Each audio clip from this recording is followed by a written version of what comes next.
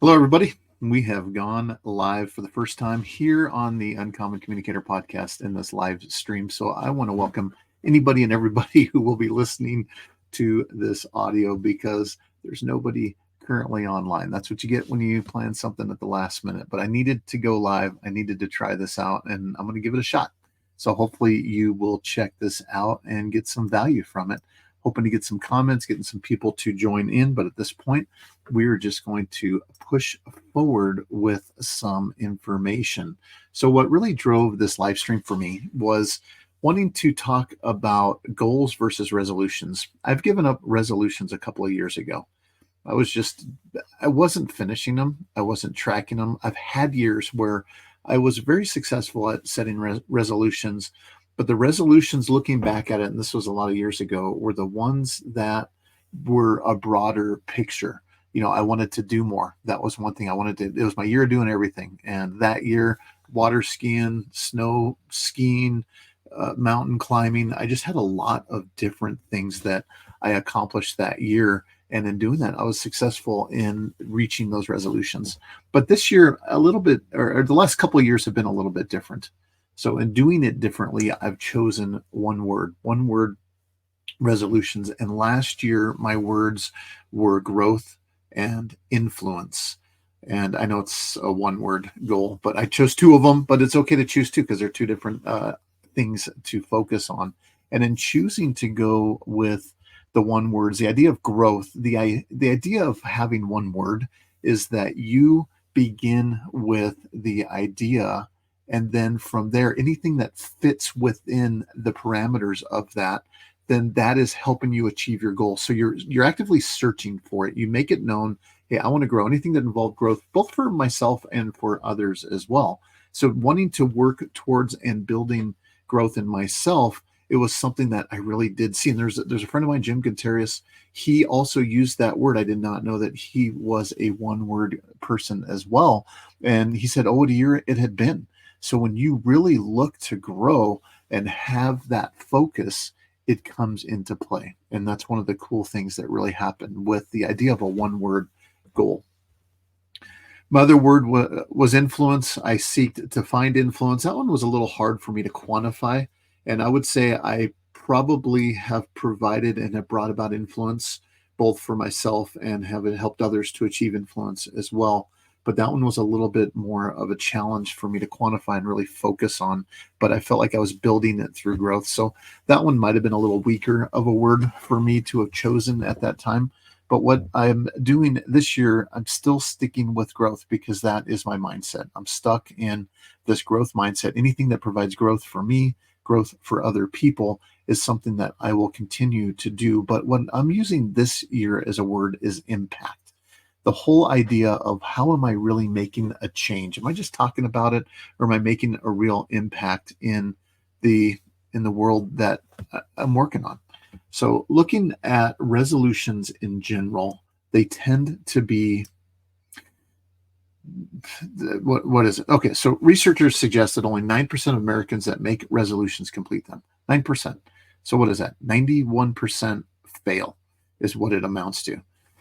In fact, they really go on to show in this research that 23% of people quit their resolutions by the end of the first week. And that's what gyms count on. Come join that gym. They're going to give you a great discount in that first week, and then they're going to lock you in for a year of payments, and they know that you're not going to come back.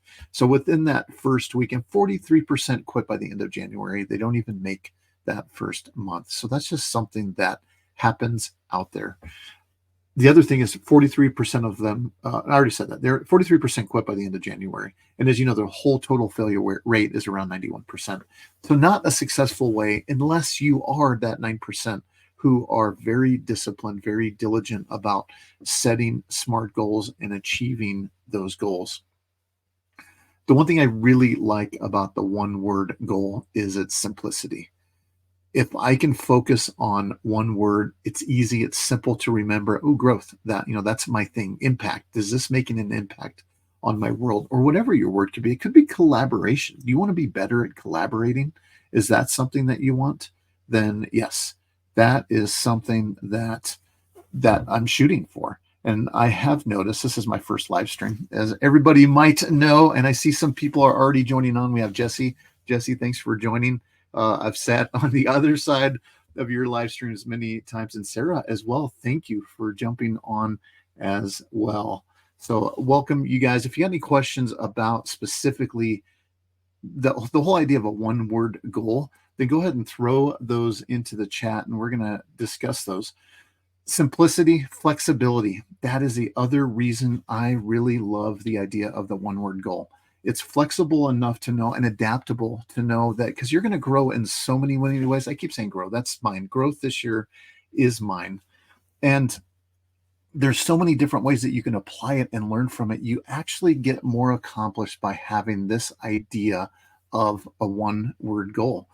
The other one is inspiration, which I love quotes. I love being inspired, and having that idea of an inspiration really taps into the deeper meaning of who and what you are trying to achieve. So that becomes an inspirational thing. And it can be any word that you choose and any word that you want, but it needs to be simple, and it needs to be really defined in that one word. It's got to be something that is just clearly defined. So I would love to hear if anyone else has, and it looks like, Sarah, you also have growth as one of your continued words as well too. So that's fantastic. Let's see if I know how to do this. Watch this. Oh, look at that. Hey, Jesse, I'm running all the controls here. It says, Sarah said, good morning. Growth is one of my continued words too. I am also going with keeping in mind the collective whole and the greater good. Boy, that's deep, Sarah. Thanks for sharing that one, because that is something that I feel like goals that are beyond us are ones that have more impact. They have more impact on us as well too. It's so easy to get our goals just within ourselves. And when they're just within ourselves and we don't even share them as well, then at that point, I think that's where a lot of that failure happens. I'm gonna pop my friend Jesse up there. Hey, dang, James is rocking the solo stream. And yes, Jesse, this is probably the most challenging thing a person could possibly do. Let's have a live stream. Let's do it for the very first time on a Sunday morning, and let's do it alone. But I'm not alone, because you guys have joined in on the live stream, and I am so appreciative of that. I don't even know what I'm doing here, guys. I'm just pushing all the buttons. I found out YouTube won't even let me put this live yet. It takes apparently 24 hours. I didn't know. I didn't do any research on that. So this will not be up on YouTube on this particular day, but we're going for it. So talking more about this idea of goals, I talked about simplicity, flexibility, inspiration. Those are all great reasons on why you want to focus on the one-word goal, and also the failure rate of resolutions. Now, first thing is, how do you do it?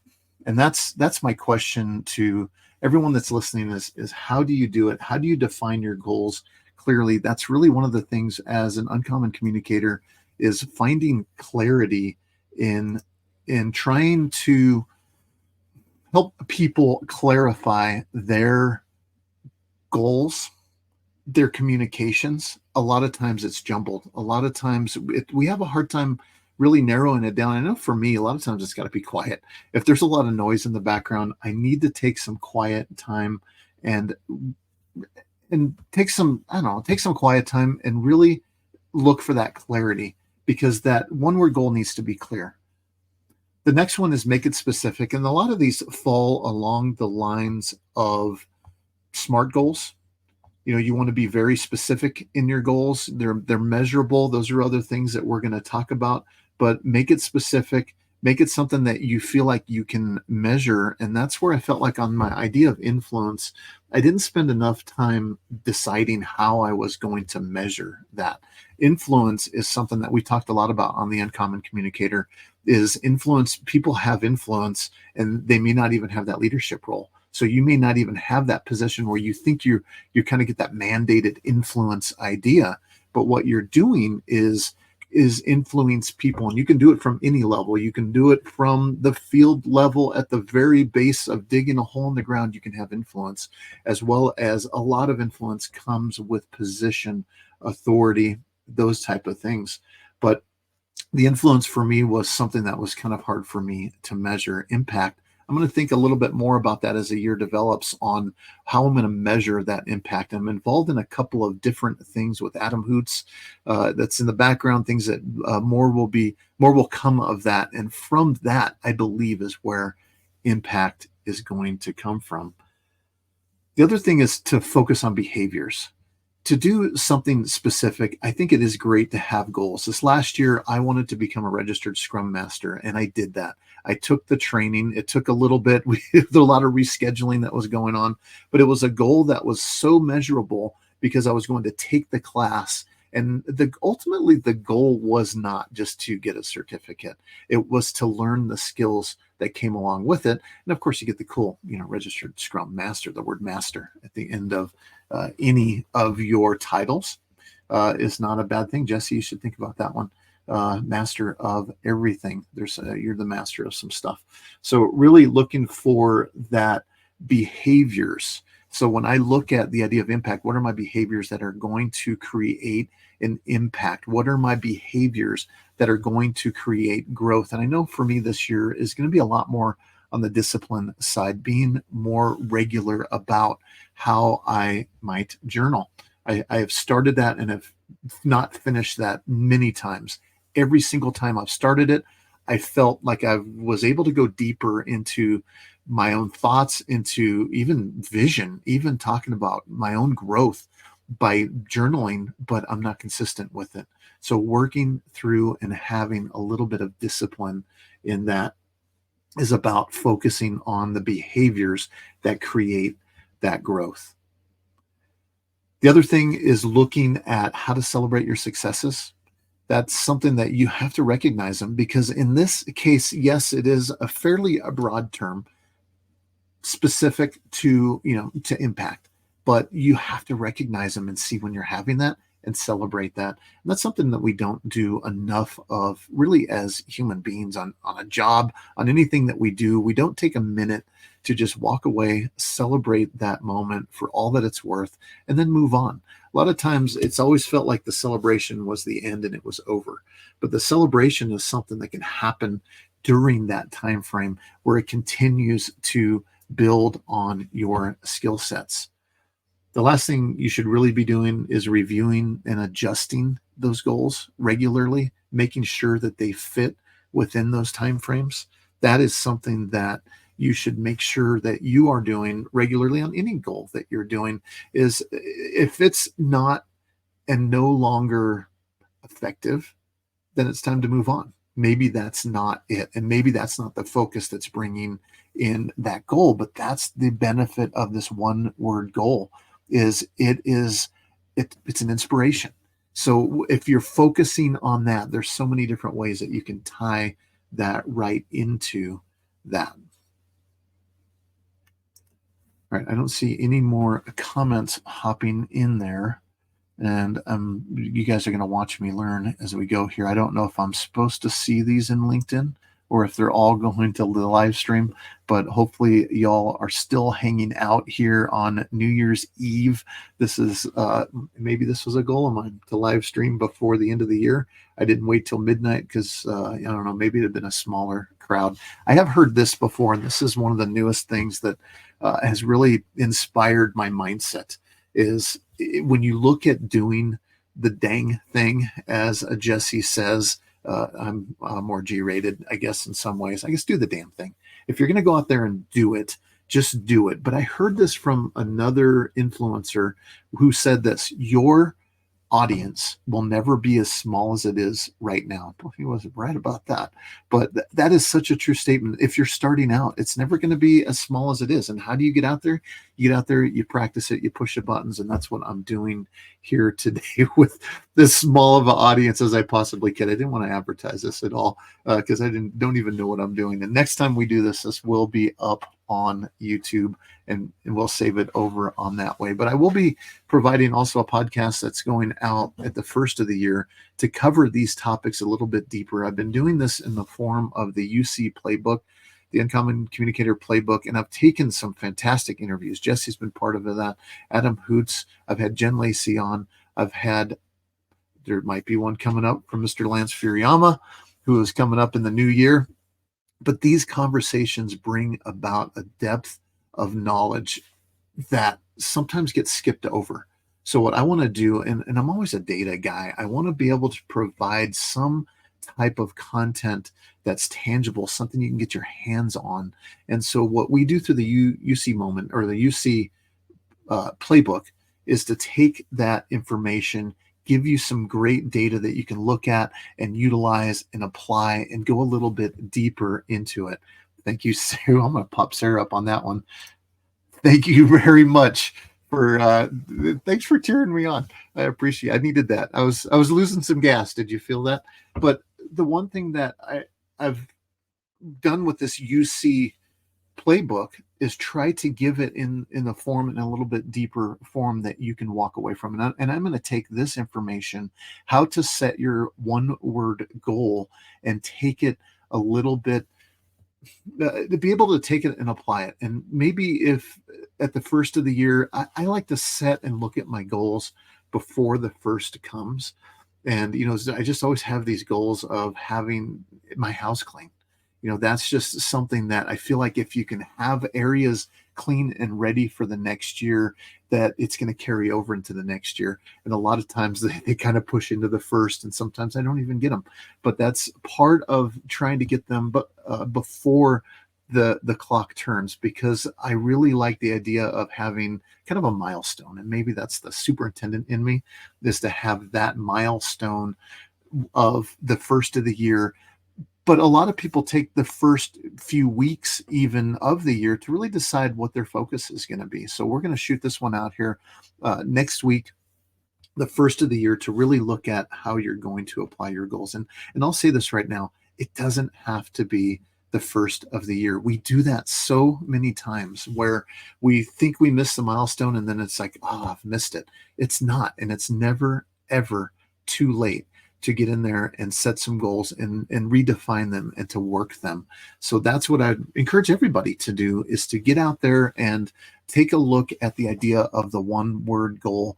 And, or if you're part of that 9%, which I guarantee you, some of my friends on LinkedIn, they're part of the 1%ers.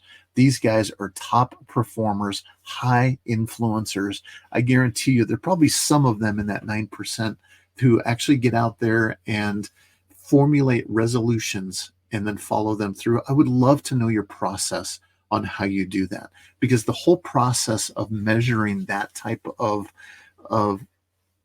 resolutions is, how do you get there? And is it just the SMART goal way of doing it, or is it something that you do right away? Because that's really a key to getting all of your goals done first. Throw them out there, get them out there right away, and then just kind of move on and say, hey, I accomplished them all in January. Make them simple, make them easy.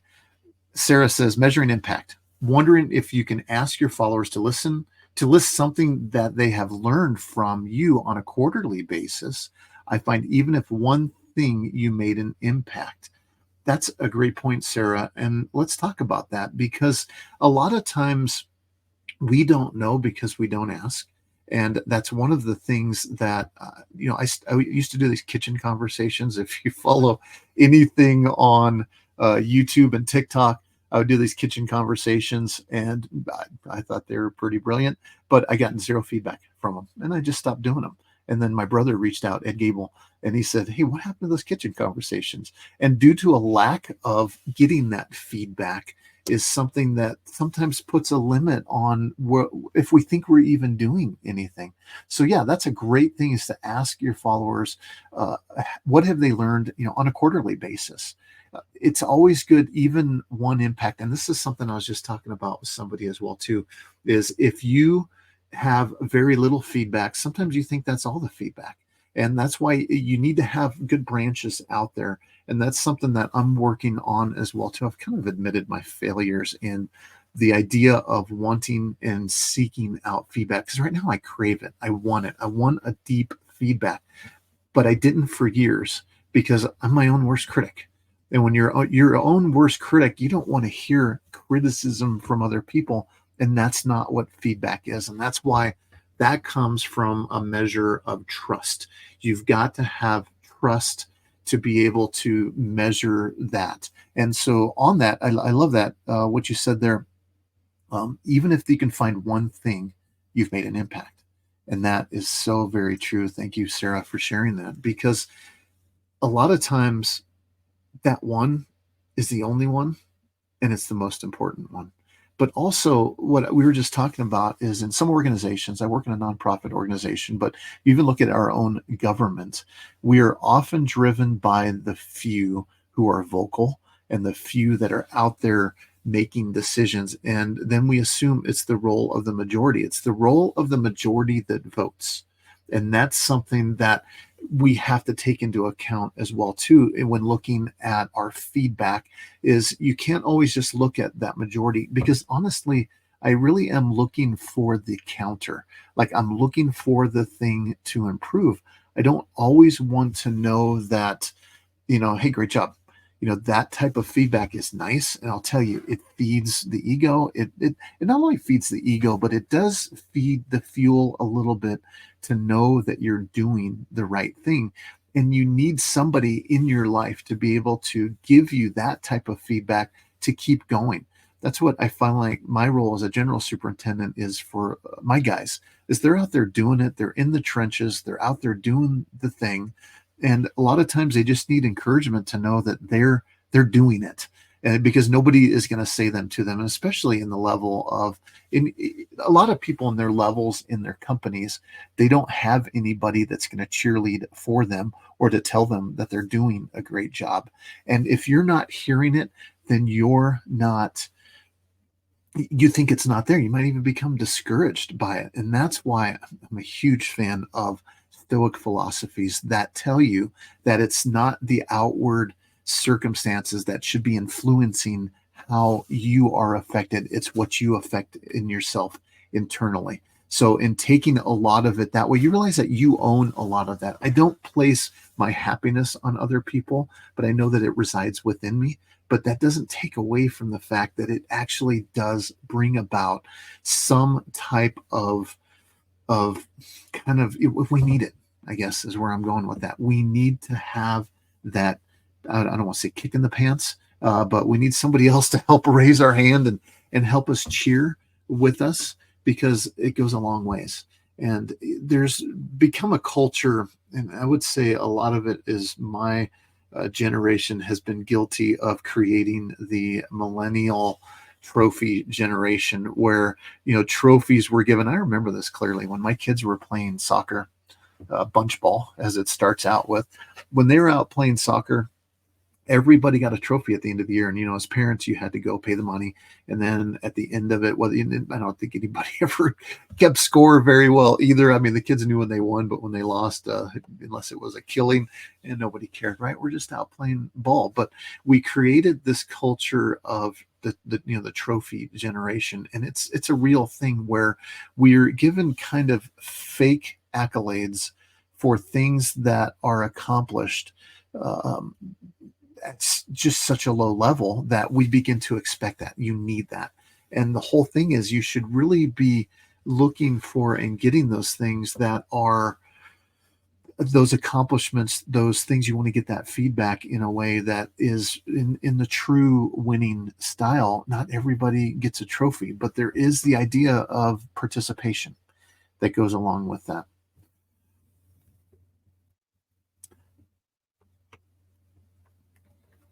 All right. Hey, I'm going to go back to Sarah because she said this. I'm killing it on this whole live stream. So I'm going to pop her back up there and keep that one rolling up there until we get another comment in there. But one of the things that I have found on setting goals for myself is to write it down. That's something that you hear a lot from in anything. And it's not just typing it, which, I've heard the discussions on that. Why type it? I keep it. I'm paperless. But there is somewhere, I'm sorry, in our human brain that makes a connection when we physically write it down and put that on paper.